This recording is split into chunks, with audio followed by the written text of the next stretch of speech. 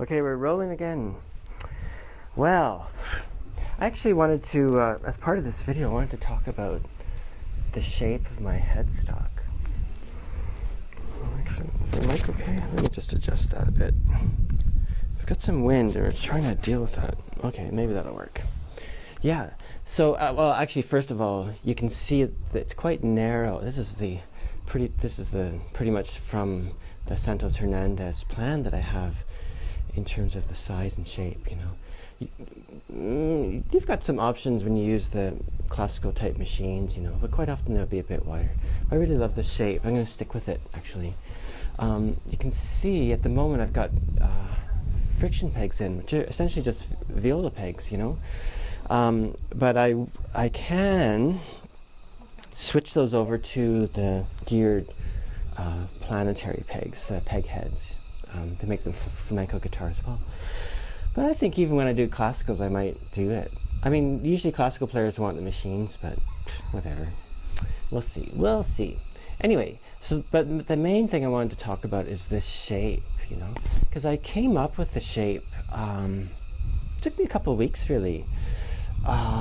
It's not Santos Hernandez. It's my own design, of course, and that's one of the signatures of the other signatures of my guitars. I'll probably stick with that. The other thing is this type of rosette. It's fairly unusual, I would say. I don't know. I've never seen one. There must be one somewhere similar, but anyway, that's sort of my design thing at the moment. Anyway, but this shape especially, you know, I was thinking about where it came from. And I thought, wow, you know, maybe it's partly the Moorish roots of the flamenco guitar, especially, and Spanish guitar in general, I'd say. That's very reminiscent of some Islamic design, architectural design. But then my friend Su Chang mentioned, oh, it's so Thai, actually. And then my friend Noon also said, oh, it's really Lana. And Lana is the northern Thai.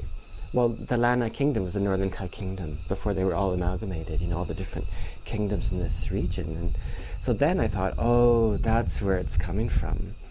because there's so much everywhere I go now. Of course, there's this design. It's everywhere, you know, especially around temples and things. And maybe I'll dig up some imagery where it might give you a hint as where I might have been influenced by it. And anyway, I'm going to stick with this for maybe forever. I love it, so I'm really happy with it. I just thought I'd point it out so you can have some roots of where my designs are coming from. Yeah, see from the back. This one has I've got a back piece of veneer on the back that matches the back of the guitar. It's a beautiful guitar. I'm so happy with it. The sound is great. Just thrilled. I was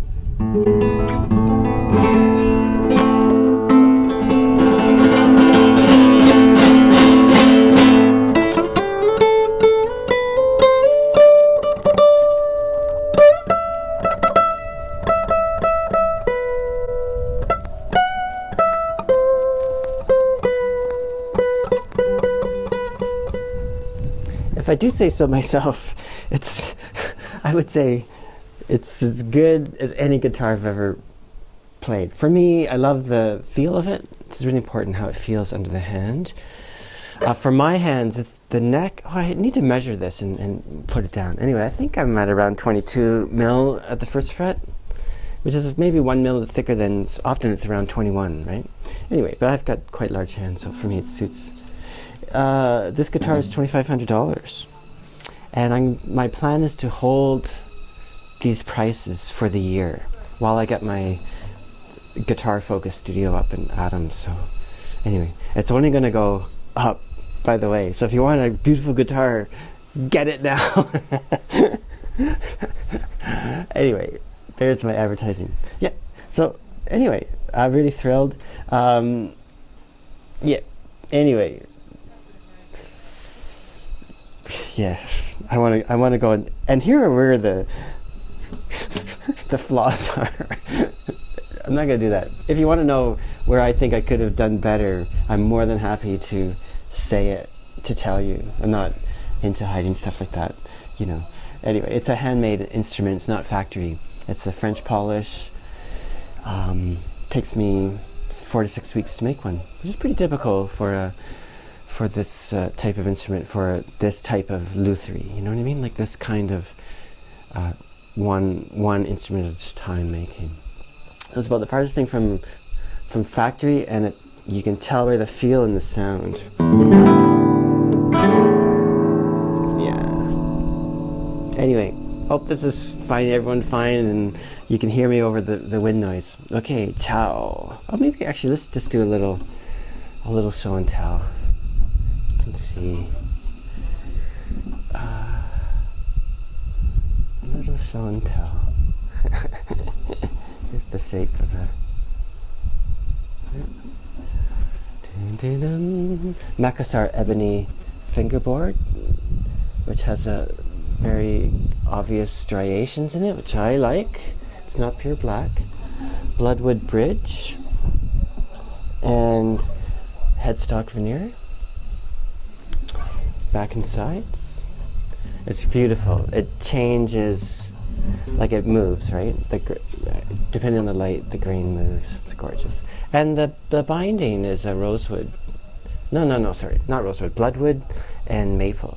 Maple purfling. The thin line is maple, and the dark red is bloodwood.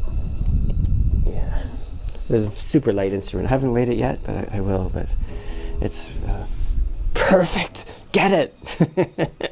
Anyway, cheers to everyone. Ciao. Hey, I was just thinking before I end this, I should do a little tour of the Q-fin area.